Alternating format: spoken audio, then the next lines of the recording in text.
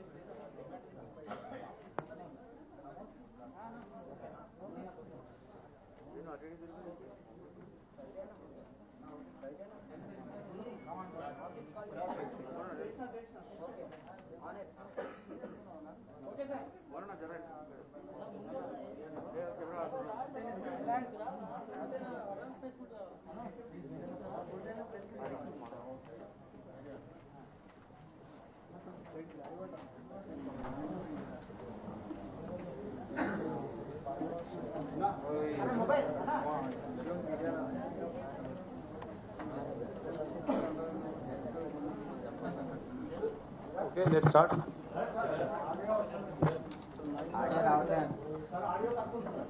Sound పెట్టండి.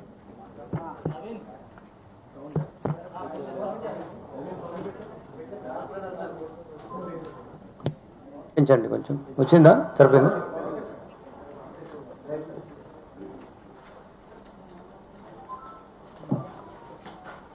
Meerpet police స్టేషన్లో జరిగినటువంటి అత్యంత క్రూరమైనటువంటి ఒక మర్డర్ కేస్ మీ ముందుకు నేరస్తుని ఇంతకుముందు ప్రజెంట్ చేశాం. దీనిలో ఉంచి చాలా రోజుల నుంచి మీరు ఎదురు చూస్తున్నారు ఎటువంటి ఇన్ఫర్మేషన్ పోలీస్ నుంచి వస్తుంది, ఎటువంటి డిటెక్షన్ పోలీస్ చూపిస్తుందని. So my team operated very professionally without leaving any stone unturned. Professional పర్స్పెక్టివ్లో ఇన్వెస్టిగేట్ చేయడం జరిగింది. అతనికి ఏమాత్రం పశ్చాత్తాపం లేకుండా, ఏమాత్రం అతను చేసిన క్రూరమైనటువంటి చర్య పైన ఎటువంటి remorseless, doesn't have any guilt for doing this offense. And this is rarest of rare ways a person behaves this way and kills his own wife who has walked with him from her home, feeling that she will be in safe hands. అటువంటి పరిస్థితిలో నుంచి ఉన్నటువంటి ఒక మహిళను, నిస్సహాయ స్థితిలో ఉన్న మహిళను, భార్యగా ఉన్నటువంటి మహిళను ఇంత క్రూరంగా ఇతను హత్య చేశాడు. అప్పుడు హత్య చేసినప్పుడు మీ ఇన్వెస్టిగేషన్లో చూస్తున్నప్పుడు, ఇన్వెస్టిగేట్ చేస్తున్నప్పుడు we were thinking like beachcomber, like you move around the beach కదా, ఏమన్నా మహత్యం లాంటివి కనబడుతుందా, ఏమన్నా ఈ నేరం ఇలా జరగలేదని అనిపిస్తుందా, ఇంత క్రూరంగా మనిషి బిహేవ్ చేస్తాడా, ఇట్లా ఉంటారా, ఇంత రేరెస్ట్ ఆఫ్ రేర్ వేస్లో ఒక వ్యక్తిని చంపుతారా అనేది we were really lot of things in our mind. But ప్రొఫెషనల్గా మేము చేయాలి కాబట్టి, ఎవిడెన్స్ కలెక్షన్స్ చేయాలి కాబట్టి ఇవన్నీ చేస్తూ దానికి తగ్గట్టుగా మాకు అడ్మిసిబుల్ ఎవిడెన్స్ ఏమి ఉండాలనేది మేము ఫోకస్గా ఉండి ఈ కేసు మా టీం మొత్తం చాలా కష్టపడి డిటెక్ట్ చేసింది. దీంట్లో సైంటిఫిక్ ఎవిడెన్స్ ఏదైతే అవసరం ఉంటుందో అవన్నీ మేము కలెక్ట్ చేసాం. అవి కోర్టు వారికి మేము సబ్మిట్ చేస్తాం. అంతేకాకుండా ఈ వ్యక్తి ఒక కొన్ని రోజులుగా ఇతను వాళ్ళ చేస్తున్నటువంటి ప్రవర్తన పైన కూడా మేము we have a certain information about him, that will be part of investigation. ఇతను మీకు తెలుసు, మాకన్నా ఎక్కువ పేర్లు మీకే తెలుసు, but as part of formality I will tell the names. పుట్ట వెంకట మాధవి, ఈవిడ నేరస్తుడు గురుమూర్తి యొక్క జీవిత భాగస్వామి, 30 సంవత్సరాల వయసు ఉంటుంది. వీళ్ళు జేపీ చెరువు అని చెప్పేసి ఉన్నటువంటి విలేజ్లో ప్రకాశం డిస్ట్రిక్ట్ నుంచి నేటివ్ ప్లేస్, ఇక్కడ వచ్చి జిల్లెలగూడలో వాళ్ళు నివాసం ఉంటున్నారు ఇక్కడ. ఇతను నేరస్తుడు గురుమూర్తి 39 సంవత్సరాలు, ఇంతకుముందు ఆర్మీలో పనిచేసి వచ్చాడు, ఫుల్ టర్మ్ అతను ఆర్మీలో సర్వ్ చేసి వచ్చాడు. వచ్చిన తర్వాత ఇక్కడ చిన్న చిన్నగా ప్రైవేట్ దాంట్లో కానీ అక్కడ ఉద్యోగాలు చేసుకుంటూ జీవితం సాగిస్తున్నాడు. సెక్యూరిటీ గార్డ్గా. ఈ క్రమంలో వీళ్ళకిద్దరు వాళ్ళకున్న ఇద్దరు ఉన్నప్పుడు వీళ్ళు ఈ సంక్రాంతి సందర్భంగా వాళ్ళ పిల్లలతో పాటు ఈ డిసీజ్ యొక్క రిలేటివ్స్ ఇంటికి వెళ్ళడం జరిగింది. వెళ్ళి అక్కడ ఉండి మళ్ళీ రిటర్న్ వచ్చడం, మళ్ళీ రావడం, మళ్ళీ వెళ్ళడం జరుగుతుంది. ఇట్లా సంక్రాంతి ముందు రోజు, సంక్రాంతి రోజు కూడా జరిగింది. 15th నైట్ వచ్చారు. 16th మార్నింగ్ రోజు అతను ఆవేశంతో ఇప్పుడు మా చుట్టాల దగ్గర బాగా ఉంది కదా, మంచిగా పిల్లలు అక్కడే ఉన్నారు అని మళ్ళీ అనేటువంటి అనాలోచితపూర్వమైనటువంటి ఒక అనవసరమైనటువంటి లైక్ సడన్ ప్రొవొకేషన్ అని కూడా అనలేము. దీనికి పర్పెట్రేషన్ ఉంది, దానికి ప్లానింగ్ ఉంది. పిల్లల్ని అక్కడే ఉంచేసి వచ్చాడు. ఇతని ఈ విషయాలు అకారణంగా గొడవ పెట్టుకొని అతను వైఫ్ మీద దాడి చేయాలనే ఉద్దేశంతో ఎవిడెన్స్ పిల్లలు ఉంటే తెలుస్తుందని చెప్పేసి పిల్లల్ని వాళ్ళ చుట్టాల ఇంట్లోనే పెట్టేసి ఇక్కడ రావడం జరిగింది. వచ్చి భార్య పైన ఆ రోజు మార్నింగ్ ఆవిడని కొట్టడం స్టార్ట్ చేశాడు. తీసుకెళ్ళి గోడకు ఆవిడ తలను స్మాష్ చేశాడు, గట్టిగా కొట్టాడు గోడకి. She sustained injuries and then అంటే షీ ఫెల్ డౌన్. అప్పుడు పైన కూర్చొని గొంతు నులిమేసేసి ఆవిడ చంపడం జరిగింది. ఇది ఎలా మనకు తెలిసిందంటే ఈ జరిగిన విషయాలన్నీ కూడా తర్వాత తీసుకెళ్ళి నది అక్కడ చెరువులో ఎలా వేశాడు అని అన్నీ కూడా, ట్యాంక్లో ఎలా వేశాడు అనే అన్నీ కూడా మనకు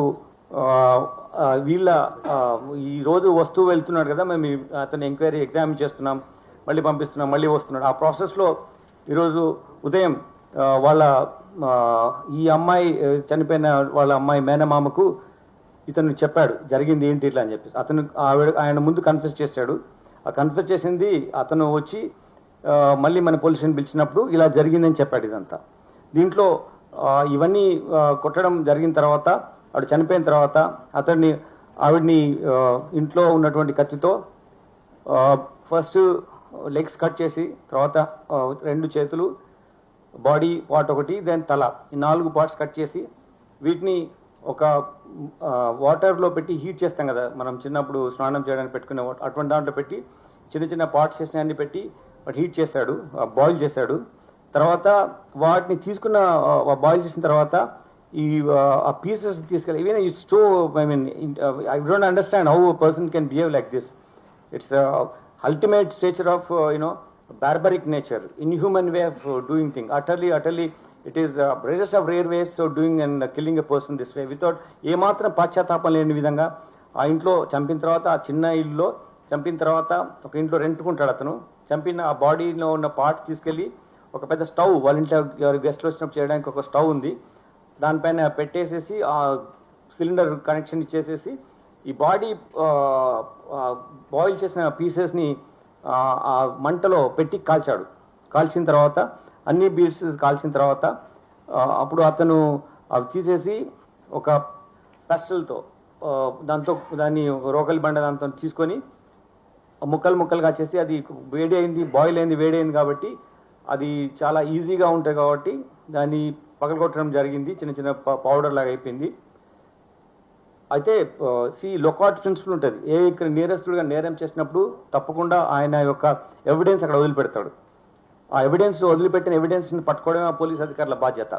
సో ఆ ప్రిన్సిపల్ మాకు ట్రైనింగ్లో చెప్పిన ప్రిన్సిపల్ ఆధారంగా ఇతను చేస్తున్న తప్పులు అతను అనుకున్నాడు, అది ఎవరు చూడరు, ఎవరు ఒక్కడే ఉన్నారు కదా అని. కానీ we got sufficient evidence to prove this and we got that.